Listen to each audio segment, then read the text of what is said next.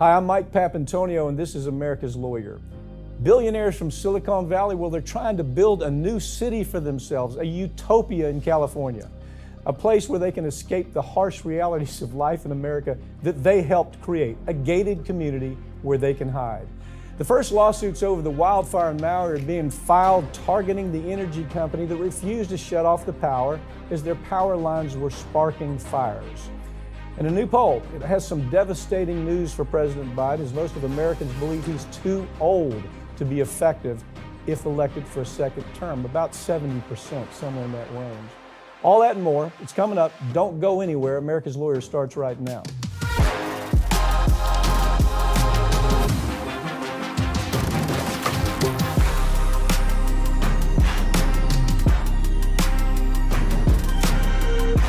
Billionaires from the tech industry have been buying up huge areas of land in Northern California for years. Their motives have been revealed now. These billionaires are trying to build their own utopian city where they won't have to deal with riffraff and poor people. Well, we'll see where that goes. Farron, I read this story. This story's been kicking around a little while, but it's really happening. It is all of these Silicon Valley types said, we're tired of living with regular Americans. We don't want poor people. We don't want riffraff. We don't want what we've created in San Francisco, in LA, homelessness, a crime problem, all these things they helped create.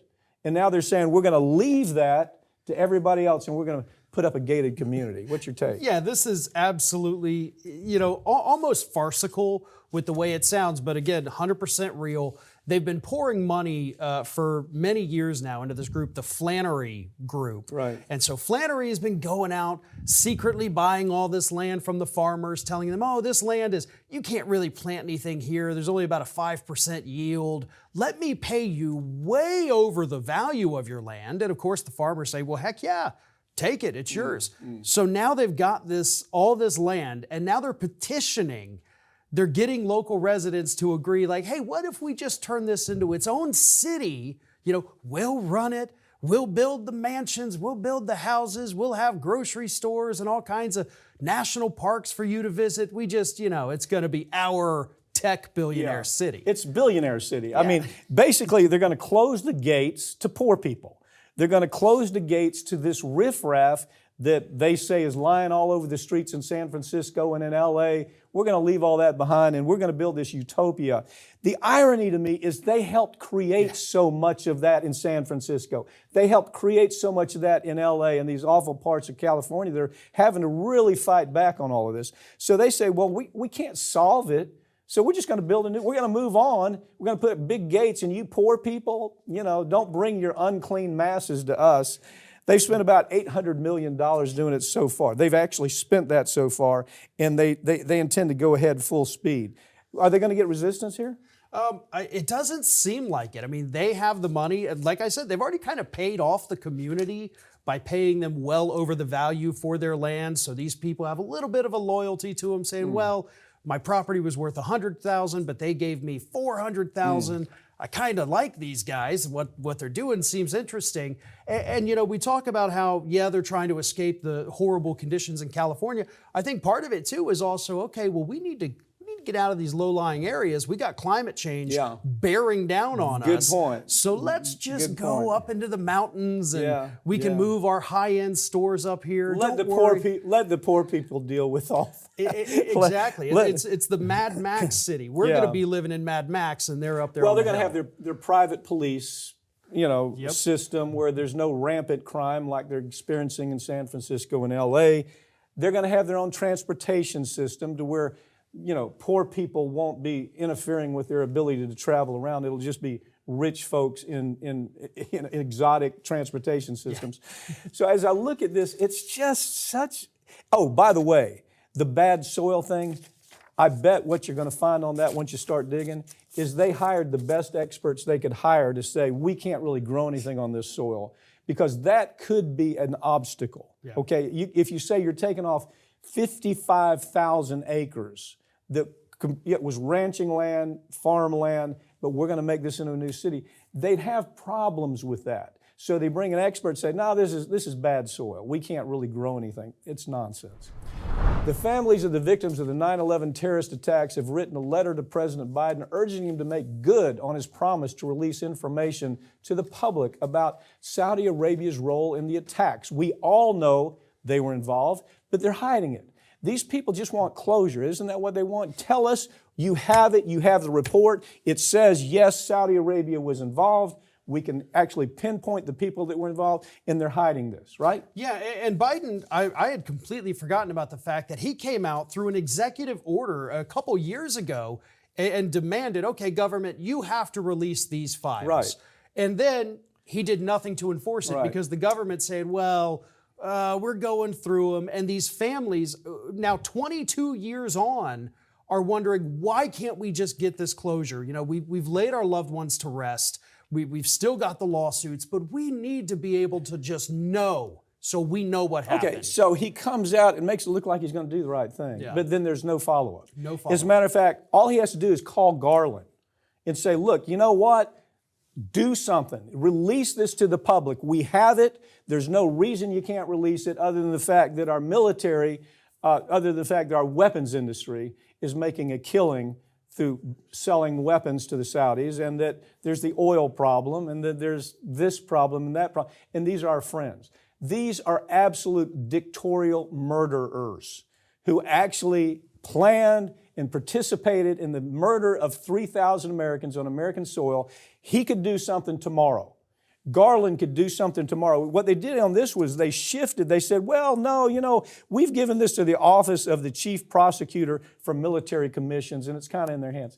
Ridiculous argument.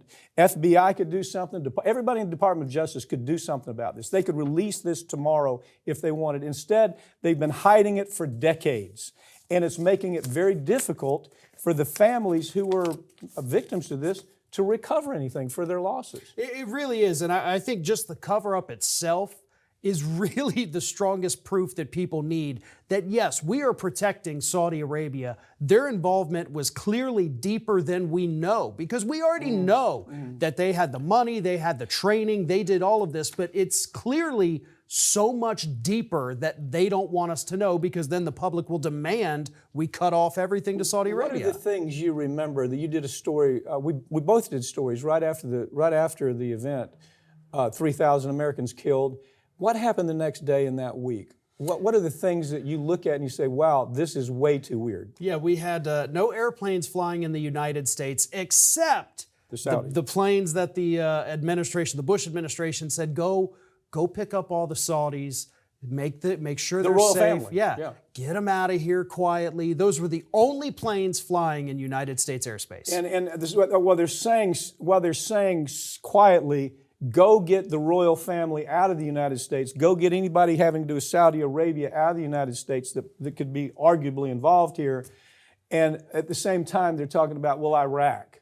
You know, the Iraqis did this. We have to attack Iraq. Just the ugliest story. And these families have been fighting for decades just to get the right to look at these documents. Yeah. And you know the royal family, Saudi royal family, is going to be all over it. The county in Maui has filed a lawsuit against the power company that's believed to be at least partially responsible for the blaze that devastated the island several weeks ago. This lawsuit alleges that the company was aware of the risk. Clearly they were. And they were part of the reason that this all took place. It was the poles. You had wooden poles that were, rotten. They were eaten out by termites. They were ready to fall. You had a place where decades ago, they should have done underground wiring. They had the ability to do it. They had the money to do it. But instead, they wanted to keep profits. They had, now, as of I guess a few days ago, Hawaii Electric says, no, we turned off the electricity. Did you see that? I hadn't seen that. Oh, yeah. They said we turned off the electricity, and it caused the Hawaii Electric stocks to rise. But, that's right flying in the face of videos where you see the pole falling, you see the sparks, you see the fire taking place. It's going to be an interesting fight. Again, my feeling is the best place to handle this one is going to be in bankruptcy court because this company is only worth $3.6 billion. It's probably a $6 billion problem. There's no way they can go the distance. I do tell people to get ready for that. It's not going to be an easy solution here, is it? Right. No, and we've seen it. Obviously, we saw that happen in California with PG&E. They were facing all of the lawsuits from the wildfires, so they said, okay, bankrupt, we've got no money, let's take this to court, let's drag out the suffering of these individuals. And PG&E, by the way, they had the money. Oh, they absolutely could have paid it out. And this one, it is a little more complicated because we're talking about a company that's worth about half as much as the estimated damages at this point. So it's not going to be a pretty fight, and it's not going to be a quick fight either, unfortunately, for these people. And that's, of course, why, as you and I have talked about, you've got the Wall Street vultures circling, telling these people, listen, it's going to be, could be 5, could be 10 years. You got parachute lawyers jumping in and saying, yeah, hey, that's becoming a huge issue. we're living in New York, but we can hire, local lawyers, go to local lawyers, ask your local lawyers what to do, get them ready for bankruptcy court, because that's where this is going to go ultimately. And that's maybe not so bad. Maybe people are going to be better paid. Most of the time, anytime you see a company move to bankruptcy court, it's bad for the consumer. It's bad for the victim. In this particular case, there's such limited money there that might be the only resolution. But I think that's where it's going. But we saw the same thing happen in California. Days after, PG&E were saying, well, we turned off the electricity. All the same things happening. And they said, well, there were areas where we simply, we were late putting any underground cable because we couldn't afford it. It would pass on too much cost to the consumer. All of these same arguments are now being made. But as you watch how derelict this company, Hawaii Electric, was in taking care of these people, it's kind of an easy decision on what happened there, isn't it? It really is. And now that this company is under that microscope, you've got the entire country looking at this.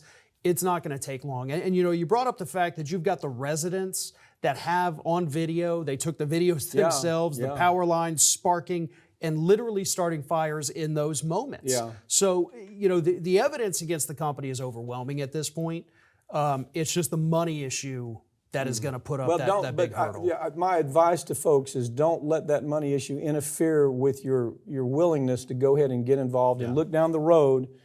Hopefully there'll be a reckoning, at least to the extent of the value of this company. Drug companies are now threatening to delay the release of life-saving medications because they're just mad that they may not be able to gouge the American consumers, steal from the American consumers like they used to. The government's now able to negotiate drug prices for only 10 drugs. Only 10 drugs. Medicare patients, drug companies are so upset that, gee whiz, the government is actually going to be able to negotiate. This company I have been toe-to-toe with. This is the most disgusting leadership I've ever seen, and I've handled virtually every major pharmaceutical case in the country. I mean, there's very few that I haven't handled that were the big cases. This is a Swiss company. It's Genentech, but it's Roche, okay? And if you look at the history, they are hyenas. That's the way I describe these people. Top to bottom hyenas. But they're saying here, we're going to allow women that have cervical cancer to die, and we're not going to push research because we're mad. They've upset us, right? Yeah, that is exactly what I'm saying. Again, another awesome report from the Lever News Service here. Great and so you've got Roche, Genentech, telling us that, we've developed this amazing cancer drug for women. We could save tons of lives, but this Biden administration's making us negotiate the price of one drug. For 10 drugs. Yeah, across all the pharmaceutical companies. Yeah. And we don't even know, by the way, if any of them are Roche drugs. No idea. They released the list this week. But anyway, so Roche is saying, well, we can no longer afford to put it into testing. We're going to start delaying our drugs if you're going to make us not gouge consumers, because that's what this is. They can still, in other countries, charge 1,000% markup and still make tons of money. But here in the U.S., we're talking about 20,000% markups, 40,000% markups. There are some drugs, and you and I have sat here and talked about them, the markups are over 250,000% on the markups. Well, not only that, we gave this company, the government gave this company a tax break, right? Yeah. and they ended up making billions, was it $10 billion, somewhere in that range? Yeah. $10 billion just in what taxpayers gave them as a break, right? On top of that, taxpayers have been involved in paying for most of the research that goes into their drugs. They pay for it at universities where all this research is done. Then the company comes in and scoops that up. Now, in this situation, this is really what they're saying. They're saying, you know what? We're going to delay the release of an effective drug for ovarian cancer. Okay? We're going to let women die of ovarian cancer. We think we have one. We think we're on to it, but we're going to delay it. And so if you take a look at this company, there's no surprises here. They've got a history. It's a terrible history. They were sued about lying and hiding serious adverse health problems. They hit them for dozens of drugs over a decade. They were sued for bilking the government for $1.5 billion on the Tamiflu case. This is who you're dealing with. By the way, we got to get a picture of this guy. He's Roche CEO. His name is Thomas Schenecker. Well, Mr. Schenecker here says that, you know, this is good for our investors. Hell with the women who are dying of cervical cancer. That's literally what he is saying, isn't it? Yeah, it is. And over the last 10 years, this company, Roche, has spent more on stock buybacks than they have on research and development. Most research and development by drug companies is actually funded by the U.S. government, by taxpayers. It's done at the university level. It's done at the private level. But most of that money, 75% of it, comes from taxpayers. You want to hear another taxpayer story? When this company gets caught for making, and they have been, making a bad product or having to pay out money wherever it is because they've screwed up intentionally, just been derelict in their duty to make a drug safe. When they do that and they pay out these claims, those claims are tax write-offs. It comes out of taxpayers' pocket, and we allow them to do this. But this is a mobster quality organization. I mean, they're thugs. And this Schenecker, whether I don't know where he is, Swiss or whatever, they know exactly what they're doing. They're toying with women's lives because, gee whiz, we don't have enough money. Most of their money is not spent in research, it's spent on advertising. Yep. The overwhelming amount of money that a company like this spends, Roche especially, it's on advertising. Yep. According to a new complaint filed by the National Labor Relations Board, online retail giant Amazon has been engaging in illegal activity again by attacking union organizers again and prohibiting talk of unionizing at their plants again. This is just who they are, isn't it? They hate unions. They hate taking care of workers. This story just tells it all, doesn't it? It really does, because we're looking at a company that has called police on union organizers, like, hey, you're in the factory talking about the union. We're going to have the police come and harass you, is what this complaint from the NLRB says. They've said that they're forcing employees to sit through anti-union training where they play these idiotic videos that talk about, oh, gee, we're a family here, and if you join a union, you're hurting your family. You don't want to do that to your brothers and sisters, do you? It's the most idiotic corporate propaganda out there, and every horrible thing you could do to these union organizers, from spying on them to calling the cops to outright firing them for mentioning the word union, Amazon's done it. Okay, they can't be on grounds after their time is up. You check out, you gotta leave. You can't talk about unionizing while you're on the clock. But here's what, much worse than that. I mean, this is the tip of the iceberg. Yeah. We see these corporations are actually following people, taking pictures, hiring private investigators to follow them and catch them doing something improper. But I love this one. They're at New York, Staten Island, 8,000 workers. They were able to unionize. That's a shot across the bow, isn't it? And that scares the hell out of Amazon. That really scares them because they know that it's possible, right? They do, and that's across the board, not just at Amazon. We've been witnessing this bit of a kind of union renaissance taking place. We've seen it at Starbucks. We've seen it within the media. We've got the big strike right now in Hollywood. Every worker is demanding more, and it's been that way since the pandemic really hit hard. People realize, listen, I'm slaving my life away. And it could end like that. You know, when we had that virus that was so horrendous going around and people suddenly started looking at their own mortality, I think that kind of psychologically got people in the mood to, you know what?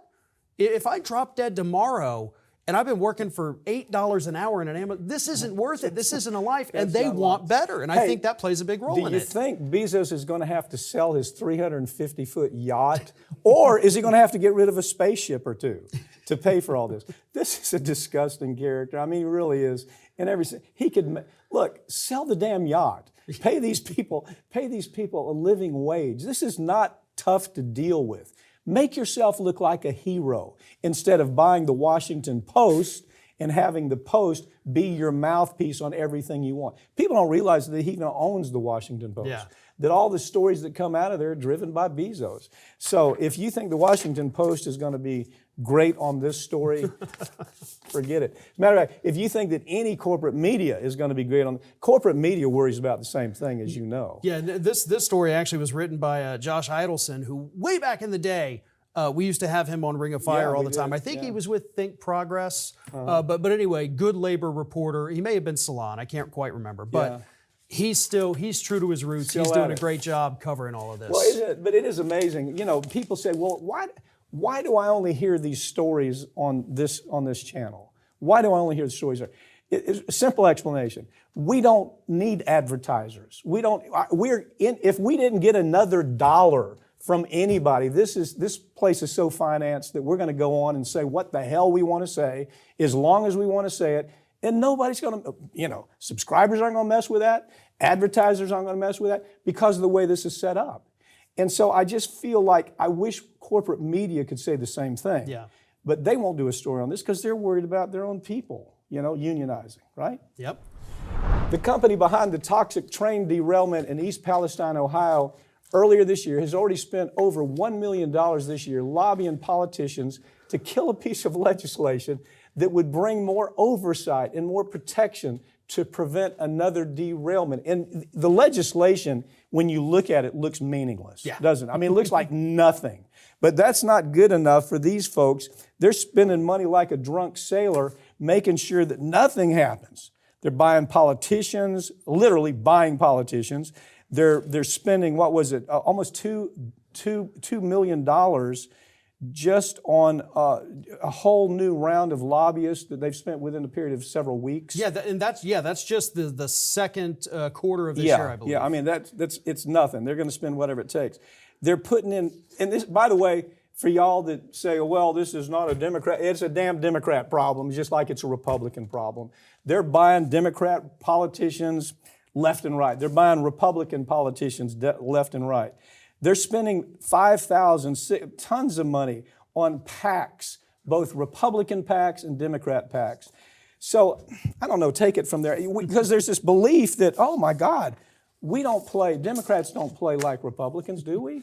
No, this report, again, this from The Intercept, which is another great, obviously, outlet there. Yeah. But they point out that Norfolk Southern's given $5,000 for Marsha Blackburn, Ted Budd, Shelley Capito, John Cornyn, John Hoeven, Cynthia Loomis, Joe Manchin, Chris Van Hollen, Roger Wicker. So, they're going across the board to the Democrats and Republicans sitting on the committees that are looking at these bills. And just so everybody knows, the bills have gone nowhere. The bill is meaningless to begin with. Yeah. The biggest thing on the bill is that you have to have a two-person crew on the train. Like that's going to solve something? How about making them rebuild their infrastructure, brakes that work all over the world that we won't put in place. We could require them to put in place. We know they work in Asia. We know these brakes work in Europe, but we don't require it. We're still using the Civil War braking system. That's when this was invented. And, when was the last time you saw construction of a new railroad? I mean, the railroads themselves are on average, I think, built in the 50s across the country, I think it is. So we're talking about just rail lines that are 70 years old, rotted out in portions. And that was the big recommendation of the legislation is, okay, how about instead of one guy, what if you have two guys? How about that?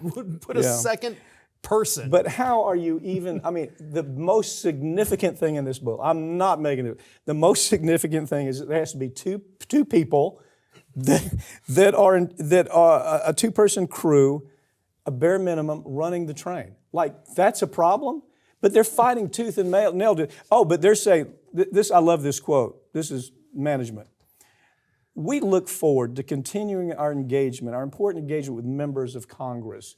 That's where this is all going to die. All these people that are getting 5,000 here. These politicians sell themselves for nothing. Yeah. Can you imagine? Yeah, I'm going to kill this for $5,000. They do that, though. I mean, $5,000 to these cats, man, that's a lot of money sometimes. And it's really disappointing, by the way, for everybody watching this to understand that your life is worth probably $10 to these people. Yeah, nothing. So, you know. If Democrats think that Donald Trump's legal problems mean that President Biden is going to cruise to an easy victory, you need to think again. A new poll shows that the majority of Americans, including a very large majority of Democrats, think that Biden's age is an issue, that they believe he makes him ineffective as a president. Now, we've seen these from time to time. This is a very credible poll. Yeah. And they're saying, look, if he's elected again, what do you think? Well, they're thinking he's suffering from dementia. Well, the list is interesting. The list that they came up with about why they think he might be a problem includes words like dementia, incapable of making a decision, blah, blah. I mean, strong stuff. And senile was the top one on that list. Senile was the number one word used that respondents across the board, I mean, left, right, and center, senile is the word they used more than anything else. Yeah. So, look, we're talking about 70%. You know, forget the Republican numbers. Of course, they don't like him. But 70% of Democrats of his own party say he is not just too old, but too old to be effective. Yeah. So 70% of Democrats are saying this man can't do the job. Yeah, I don't think he can do the job, is what they're telling us. Well, Ron Klain, his chief of staff, is running the U.S. government right now, along with Susan Rice. Most people don't realize that. All the decisions are coming from those people. They're not coming from him. They're not. You know, they can pump him up with whatever makes him work for the day. I don't know what they shoot him up with, which looks like pretty good stuff. But you can tell when it runs out. It's almost like, okay, we're going to jack him up with this chemical, whatever we're going to shoot in his butt. And you can almost tell it's like a robot that at the end of the effectiveness of that chemical, he just goes into oblivion. You can watch it on a camera. He actually had energy, a little bit of it, in the 2020 campaign. Yeah. And then here we are, 3 years later, you watch him speak, you watch him walk around as he's talking. He has nothing in the tank anymore. This is a man that I even think he wants to retire. I think he does. I mean, truth be told, he doesn't want to do this again. This is almost elderly abuse. I mean, this is Democrats. It's elderly abuse. But I'm glad to see the Democrats at least acknowledge. You have some Democrats that no matter what happens, no matter what, hell, Biden's my man, and you go, what the hell? What are you thinking? And all of a sudden, the only thing that brings me any peace of mind at all is that he's not running government. It's, Ron Klain, I promise you, is making the big decisions.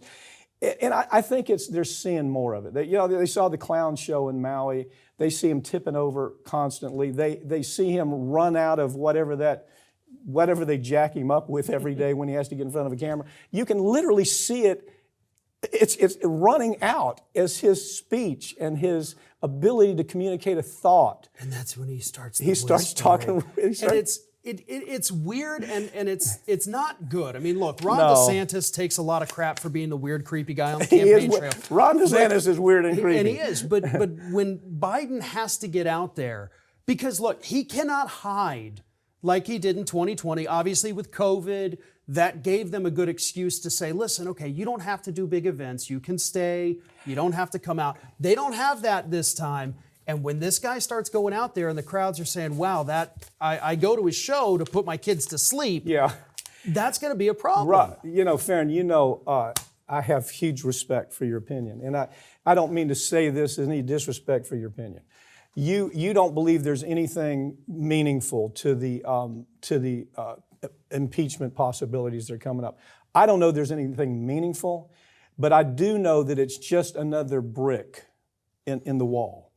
It's these things that are taking him out. The Hunter story, these people that write, well, Hunter's not running. No, he's not running for government. Well, polls are already showing that the Hunter Biden story is taking a toll on it. them. Is, But I love your precise thinking. Your precise thinking about the potential for any impeachment is very good, and I agree with most of your points. I just find that as I've watched things like this develop in the past, this is going to be something to where Democrats that are already saying the guy's too old, get him the hell out of here. You know, this is elderly abuse.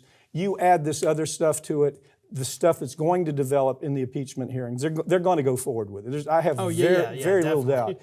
And you know, there's these things that develop day by day. It's just like a drip that keeps taking this guy out. And I don't know where it's going to land. I don't know who they're going to replace him with. What do you think? Gavin Newsom? He seems to be the certainly the loudest. I think the most obvious choice at this point, just because he is, you know, a younger guy, not a bad looking guy. Voters like that.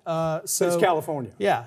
And when they do the polling about Gavin Newsom, that's California. That's one of the biggest hits on him, which is so weird. I mean, it's like everybody in California, you know, there's something wrong with everybody. So the polling on that issue seems very weird to me. Yeah, well, we're lucky that Cuomo had to resign. Otherwise, he would have already been a part of this, and that would have been terrible. And of course, in Florida, we have DeSantis, and when you look at the polling there, well, it's Florida. You know, it's a weird thing. And so I'm interested to see how the dynamics of that work out. There's no normal person that just stands out as like, hey, that person can do it. Yeah. I mean, I watched Bernie Sanders doing an interview the other day, and he's still sharper than anyone else in Congress. Man. But he looks like he's aged. Yeah, he can't. Yeah, he can't, and that's unfortunate. He missed the opportunity. I mean, he went for it, but they took it from him. You know, Farron, you and I talk about this.